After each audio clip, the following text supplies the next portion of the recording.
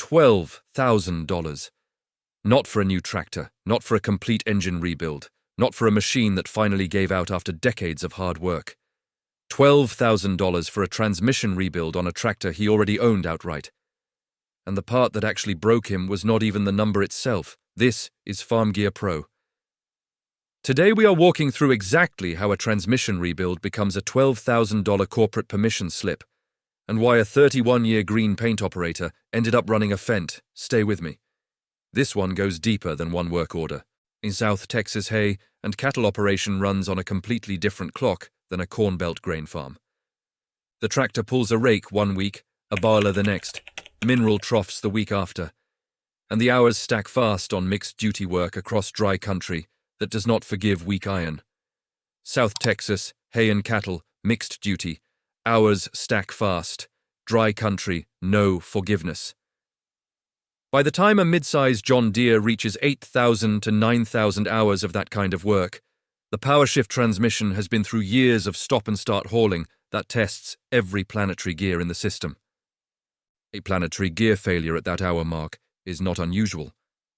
That is the engineering reality of hard mixed-use equipment, and every serious operator understands it. What is not normal is what now has to happen to get that tractor back in the field. Planetary gear failure, engineering reality, hard mixed use. What happens next is the problem. On a mid-size John Deere of the last decade, the dealer has near total control of the powertrain repair. The transmission is locked to the engine controller through software, and the repair will not validate without a dealer technician physically plugged in. The replacement gear sets are sold through the dealer parts counter at dealer pricing. The labor runs at dealer shop rates. The rebuild has to happen at the dealer's bay or a dealer-authorized facility because the controller the operator cannot legally write to governs the entire process. Dealer parts pricing, dealer labor rates, dealer bay only. Operator locked out completely.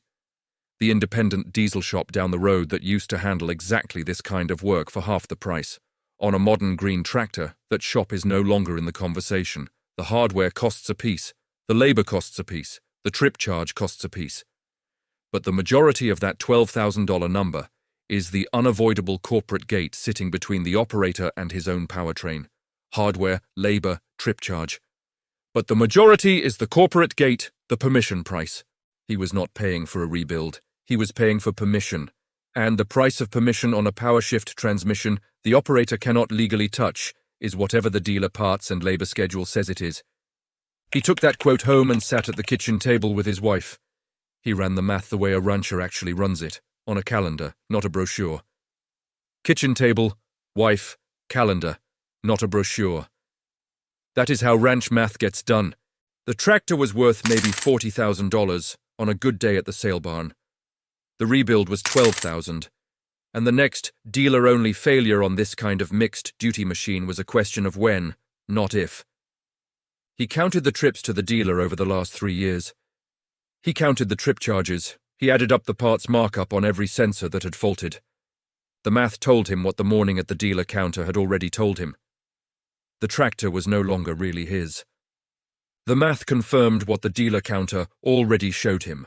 The tractor was no longer his. That is the moment 31 years of green paint loyalty ended. Not with anger, with arithmetic.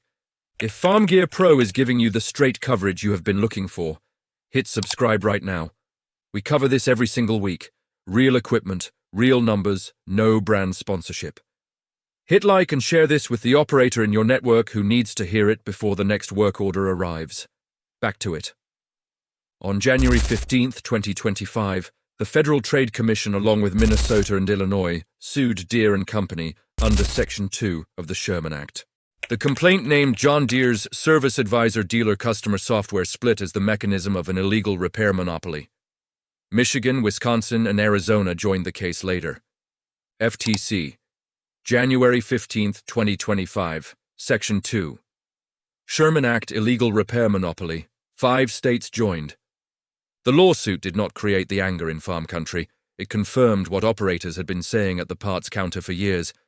John Deere's motion to dismiss was denied by a federal judge in June 2025. April 2026, John Deere settled a related class action for $99 million and committed to a 10-year program providing repair tools and diagnostic access to farmers and independent shops. Motion to dismiss. Denied June 2025. $99 million settlement, April 2026, FTC case still active. The FTC antitrust case remains active as of May 2026. The settlement closed one legal track. Whether the underlying business model violates federal antitrust law is still being decided by a federal judge right now. January 8, 2023, and this chapter stings in a completely different way. The American Farm Bureau Federation signed a memorandum of understanding with John Deere in San Juan, Puerto Rico. On paper, better repair access, more diagnostic availability, a working relationship moving forward.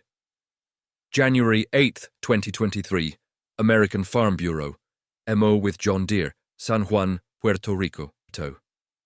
Buried in that same document was the Farm Bureau's commitment to discourage state right-to-repair legislation. The largest farm lobby in the country traded the farmer's legal right to fix his own equipment for a corporate handshake from the same company whose strategy made the repair unworkable in the first place. That is not a compromise. That is a referee changing sides while the game is still being played. The right-to-repair movement was gaining real strength in state houses. Farmers were testifying, independent mechanics were getting louder, legislators were listening. Farm Bureau, discourage state right-to-repair legislation, same document. Referee changed sides. The memorandum arrived at exactly the moment that pressure needed to be answered, not redirected. None of this falls on the local dealer as the villain, worth saying clearly. The service writer at the South Texas counter did not design the dealer-only software. He follows a corporate playbook handed down from executive offices in Moline, Illinois. Local dealer, not the villain. Following a corporate playbook written in Moline, Illinois. John Deere CEO. John C. May received total compensation of $27.8 million in 2024, documented in the SEC proxy statement, publicly available to anyone who pulls it. 27.8 million CEO, John C. May, 2024. SEC proxy statement, public record. Somewhere in those offices, a decision was made year after year to reclassify the powertrain repair bay as a revenue stream rather than a service commitment. The local mechanic is not the problem. The business model sitting above him is. So where did the Texas rancher go? Because that is the part of this story that matters to every operator doing kitchen table math right now. He went to Fendt, specifically the Fendt 700 Series Vario. He went to Fendt 700 Series Vario. 31 years of green paint, one work order. Fendt is a German farm equipment manufacturer built in Marktoberdorf, Bavaria, owned by AGCO since 1997. AGCO is an American corporation headquartered in Duluth, Georgia. That matters when the standard John Deere defense is still the American choice argument. The Vario is a continuously variable hydromechanical transmission that Fendt put into series production in 1995 and has refined every model year since. It blends a hydrostatic drive with a mechanical drive, letting the operator set ground speed independently of engine speed, smoothly, continuously, anywhere across the working range, with no fixed gear steps. Fendt Vario, continuously variable. In production. Since 1995, no fixed gear steps, no ratio hunting. For a hay and cattle operation that lives in a narrow band of ground speeds and PTO speeds. The Vario is the kind of transmission an operator notices on the first working hour and remembers on the 10,000th. Match ground speed to the discharge rate of a baler without stepping through gears. Creep through a chute of cattle at 3/4 of a mile per hour without the drivetrain shuddering. Climb a ridge at full pull without feeling the transmission hunt for the right ratio. Baler speed, cattle chute, ridge pull. Vario handles all three without stepping through gears. Operators who have run both transmissions can describe the difference inside of one full working week. And in South Texas mixed duty conditions, that difference shows up every single day. A fair accounting requires the honest trade-off to be named clearly. The Vario is not a transmission a rancher rebuilds in his own shop. It is a complex system, hydraulically intricate and electronically managed, And when major work is needed, that work happens at a Fendt-authorized dealer. Vario, complex system. Major work needs a Fendt dealer. That is real and honest. That is a real limitation, and it should not be glossed over. But here is the distinction that actually mattered to the Texas rancher. On the John Deere side, corporate strategy had walled him off from the powertrain so completely that a planetary gear failure became a $12,000 permission slip with no alternatives and no negotiation. On the Fendt side, dealer involvement in major transmission service is real because of genuine engineering complexity. Not because a corporate layer built a software wall to protect a recurring revenue stream. John Deere. Software wall, recurring revenue, Fendt. Engineering complexity, different reason entirely. The operator owns the machine. The dealer supports the machine.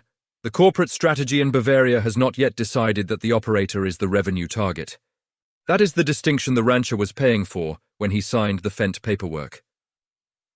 The Fendt dealer working through AGCO's American Parts Network quoted him. Documented service intervals, documented parts pricing, and a diagnostic pipeline that gave him the full fault log on his own screen. The dealer-only items were dealer-only because of engineering complexity, not because corporate had deliberately crippled the customer-facing version of the diagnostic software. Fendt dealer, documented pricing, full fault log on operator screen. Engineering complexity, not corporate gate. That is a different relationship, and a rancher who has paid $12,000 for permission once knows exactly what that difference feels like. This story is not unique to agriculture. The same corporate playbook has run through American industry after American industry over the last 2 decades. Apple built its reputation on a personal computer a competent owner could open with a screwdriver. Today, storage is soldered to the logic board, and the only repair path runs through Apple's certified service network. Apple, Tesla, Boeing, John Deere, same corporate playbook, different industries, same customer paying. Tesla restricts diagnostic ports and routes, parts through its own network. Boeing restructured away from engineering authority toward financial management. John Deere is the agricultural chapter of the exact same book. The tractor is not the product. The recurring revenue stream the dealer only repair creates is the product. Walk a serious farm auction in Texas this season and count the late model green units on the trade row. Mid-size and large John Deere tractors 3 to 5 years old, sitting at Big Iron and Ritchie Brothers in volumes. The dealer model is not accustomed to seeing 3 to 5-year-old green units, Bigeron, Ritchie Brothers, Texas. Volumes not seen before. The resale floor on late-model John Deere equipment is no longer the granite foundation it used to be. Operators have been running the kitchen table math, and a meaningful share have decided the next machine is not green. The European brands have noticed the opening. Fendt has expanded its American dealer footprint through AGCO's existing dealer base. Claas has expanded through Omaha, Nebraska. Krone is moving into the American hay and forage market through Memphis, Tennessee. Fendt expanding. Claas, Omaha, Nebraska. Krone, Memphis, Tennessee. The lane is opening up. The path the Texas rancher walked is no longer a lonely path. It is becoming a lane that runs through every cattle county between the Edwards Plateau and the Panhandle. None of this means John Deere is finished, be clear about that. The company is large, profitable, and deeply entrenched. Brand recognition runs 3 generations deep in any rural county that has run hay for the last 50 years. John Deere, large, profitable, 3 generations of brand recognition, not finished. The FTC case could force structural changes in how Service Advisor is licensed, and if it does, some of the pressure driving operators toward alternatives may ease. That outcome is possible. It is not guaranteed. But the era of automatic green loyalty is over. The next generation of Texas hay and cattle operators is not going to inherit the same dealer relationship their fathers had. They are going to inherit the math their fathers ran at the kitchen table the night a $12,000 transmission rebuild quote came home. Era of automatic green loyalty, over. Next generation inherits the kitchen table math. They are going to look at the dealer-only powertrain on the green side, look at the Fendt Vario across the highway, and decide for themselves which company actually wants their long-term business, not just their annual service authorization revenue. The Texas rancher made his decision. He runs a Fendt 700 series Vario now. His brother-in-law in the next county switched to a Fendt 900 series the following spring. Fendt 700 series. Fendt 900 series. Next county. Following spring. One work order at a time. The hay and cattle counties of South Texas are not full of Fendt tractors yet. But the trickle has started, led by operators who have already paid the corporate strategy bill on the green side and decided not to pay it again. There is no anger left at the end of this story. The anger spent itself the morning that $12,000 quote came home in a pickup truck across dry South Texas country. The anger is gone. Spent itself on the drive home with a $12,000 quote. What replaced it was quieter, acceptance, and a Fendt Vario working the same ground the green tractor used to cover. One rancher, one quote, one decision, then his brother-in-law, then the operator in the next county. One work order at a time. That is how this market changes. Thanks for watching Farm Gear Pro. If you found this breakdown valuable, share it with a fellow farmer and comment below your thoughts on this topic. See you in the next one.